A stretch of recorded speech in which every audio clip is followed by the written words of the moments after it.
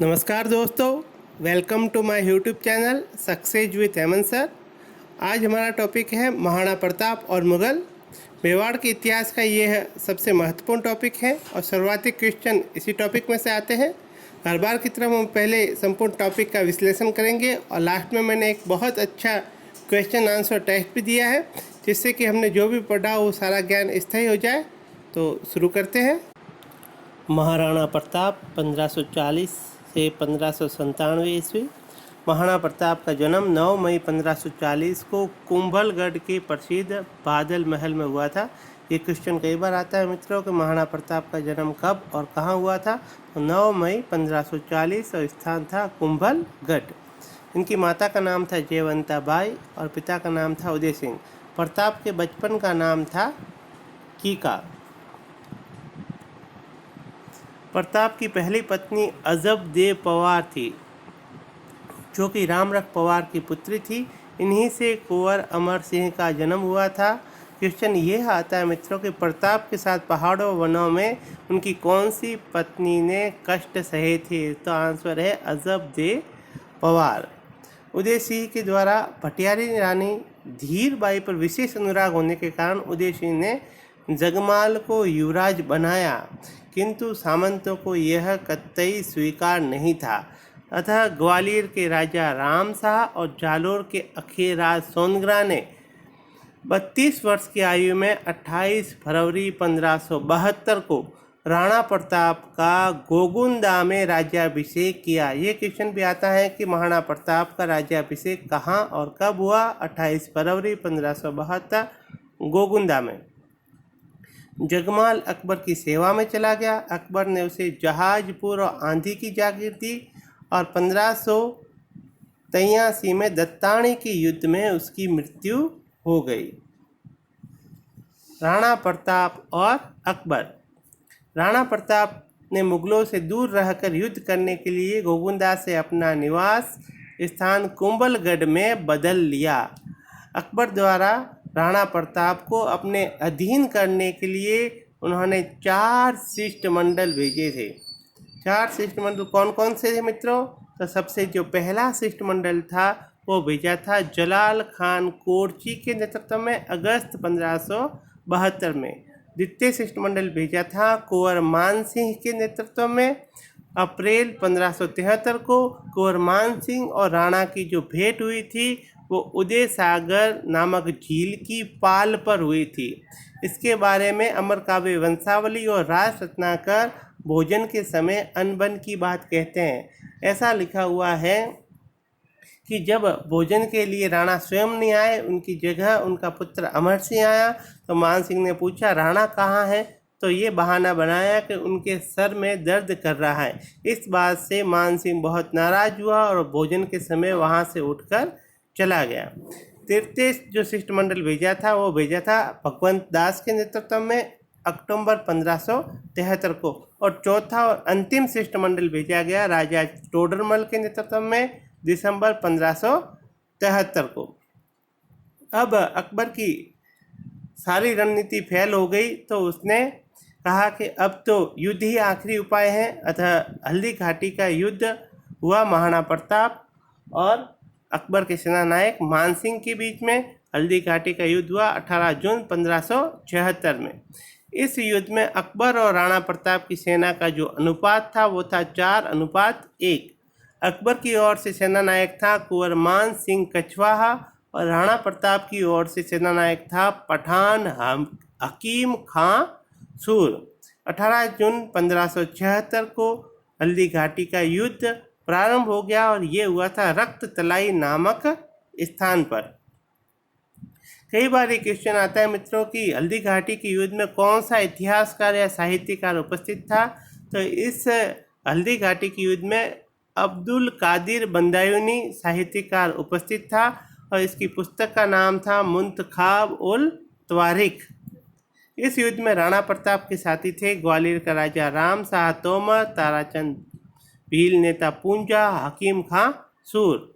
और राणा प्रताप के युद्ध से हटने के बाद सादड़ी के झालाबीदा ने युद्ध का नेतृत्व संभाला था। जब मान सिंह के हाथी की सूंड में लगी हुई तलवार से महाराणा प्रताप के घोड़े चेतक की पांव कट जाता है, तो महाराणा प्रताप तो भी चेतक महाराणा प्रताप को वहां से युद्ध से दूर ले जाता और एक नाले को कूदते हुए उसकी मृत्यु हो जाती है। तो वहीं नाले के पास बलीचा नामक स्थान पर चेतक की समाधि बनी हुई है। इस युद्ध में हाथियों ने भी अपना रण कौशल दिखाया। मान सिंह के हाथी का नाम था मर्दाना, अकबर का हाथी था हवाई और अन्य मुगल हाथी थे गजमुक्ता, गजराज, रणमदार। और महाराणा प्रताप के 2 प्रसिद्ध हाथी थे जिनके नाम आते हैं राम प्रसाद और लूना। इनके बारे में कई बार क्वेश्चन भी आया है कि निम्न में से कौन सा महाराणा प्रताप का हाथी था, तो वो था राम प्रसाद और दूसरा था लूना। इस युद्ध में राणा प्रताप के भाई शक्ति सिंह, जगमाल और सगर मुगलों की ओर से लड़ रहे थे।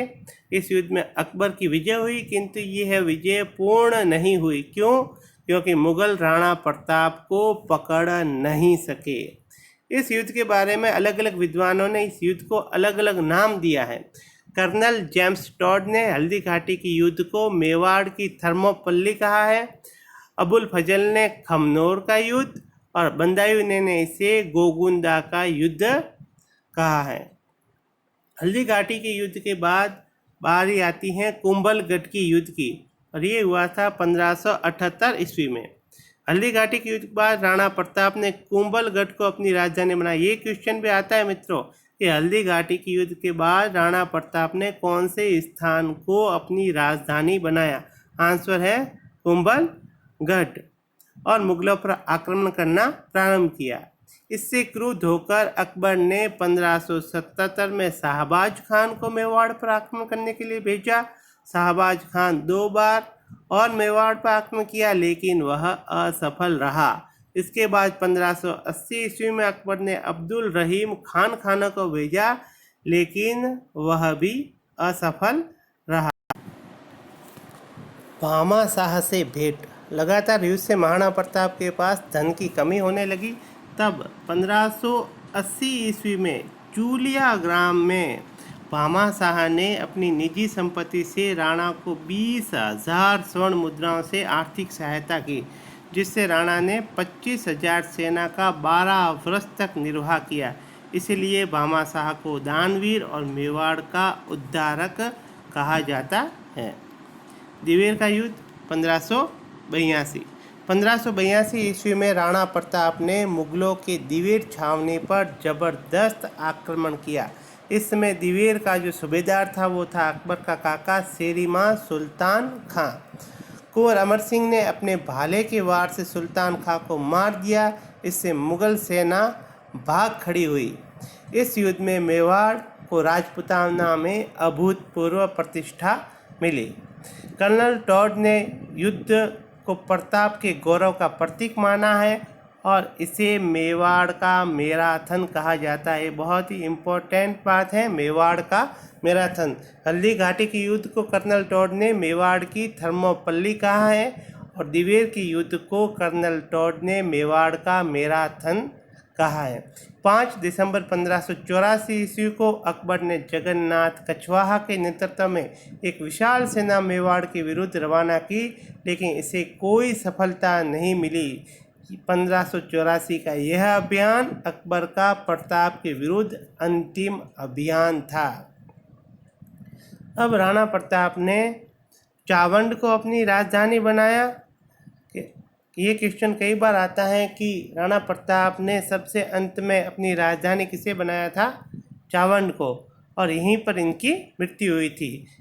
19 जनवरी 1597 ईस्वी में 57 वर्ष की आयु में महाराणा प्रताप की मृत्यु चावंड में हो गई। प्रताप का चावंड के पास बांडोली नामक गांव में अग्नि संस्कार हुआ। यहाँ पर इनकी एक छतरी भी बनी हुई है। तो ये भी क्वेश्चन आता है, राणा प्रताप की छतरी कहाँ बनी हुई है? बांडोली गांव में। महाराणा प्रताप को मेवाड़ केसरी भी कहा जाता है। अब हम एक क्वेश्चन आंसर टेस्ट ले लेते हैं। तो पहला क्वेश्चन है कि प्रताप के साथ पहाड़ों और वनों में इन्होंने भी कष्ट सहने वाली उनकी पत्नी का नाम क्या था? यानी महाराणा प्रताप के साथ वनों में कष्ट सहने वाली उनकी पत्नी का नाम क्या था? अजबदे पवार। राणा प्रताप का राज्याभिषेक कब और कहाँ हुआ था? तो राणा प्रताप का राज्याभिषेक 1572 में गोगुंदा नामक स्थान पर हुआ था। अकबर द्वारा राणा प्रताप के पास संधि हेतु प्रथम शिष्टमंडल किसके नेतृत्व में भेजा गया था? तो आंसर है जलाल खान कोरची के नेतृत्व में। चौथा क्वेश्चन है, राणा प्रताप को और मान सिंह की मुलाकात कौन सी झील पर हुई थी? तो कौन सी झील पर हुई थी मित्रों? उदय सागर झील पर हुई थी। हल्दी घाटी के युद्ध में राणा प्रताप का सेना नायक कौन था? तो राणा प्रताप का सेना नायक था हकीम खां सूर। हल्दी घाटी के युद्ध को मेवाड़ की थर्मोपल्ली किसने कहा है? किसने कहा है मित्रों? कर्नल जेम्स टॉड ने। मेवाड़ के मैराथन की संज्ञा किस युद्ध को दी गई है? मेवाड़ के मैराथन की संज्ञा दिवेर के युद्ध को दी गई है।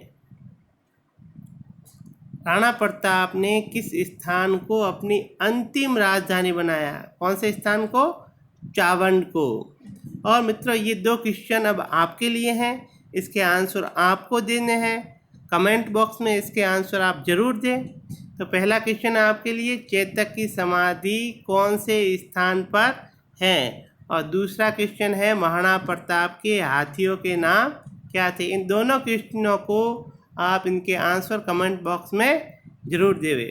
आपको मेरा वीडियो अच्छा लगा है तो इसे शेयर करें, लाइक करें और कमेंट करके बताएं कि ये कैसा लगा। इसके साथ ही मेरे चैनल को सब्सक्राइब करें और घंटी के बटन को ज़रूर दबाएं, जिससे कि हर नए वीडियो का नोटिफिकेशन आपको मिलता रहे।